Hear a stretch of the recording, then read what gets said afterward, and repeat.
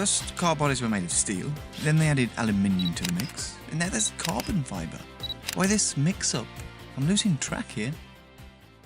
Yes, it may seem a bit confusing at first glance, but it actually is quite simple. At BMW, we have an approach that we call efficient dynamics. Efficient dynamics stands for all sorts of technologies in our cars that noticeably reduce emissions and consumption while simultaneously increasing the driving fun and the performance. One of these technologies, obviously, is lightweight construction. The idea is to reduce masses to create a more sporty road behavior. So why the material mix-up? We choose the given alloy depending on its function. A classic material in car manufacturing and also for car bodies is steel. Steel is very tough and it is very rigid, but it's also very heavy. Obviously, for a car like the new BMW i8, we want to avoid heavy. First, because the battery already puts some extra weight on the scale, and second, because it's a sports car. So we applied aluminium in large parts into what we call the new drive module.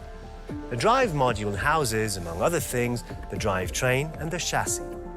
The use of aluminium saves up to 30% of weight compared to steel.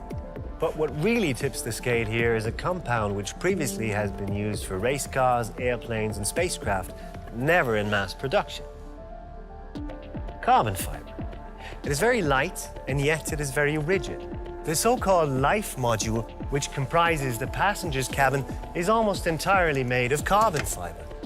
This door structure, for instance, with carbon fibre beams and an aluminium skin, amounts to just half the weight of traditional doors. This weight-saving approach resumes even in the BMW i8's interior. The instrument panel, for instance, sits in a frame made of magnesium. This saves up to 30% of weight compared to customary solutions, and it makes the cell more rigid. So, all in all, despite the weight disadvantage typical for a plug-in hybrid car, I'm just saying heavy battery, the BMW i8 puts only 1,490 kilograms on the scale, perfectly in line with conventional sports cars.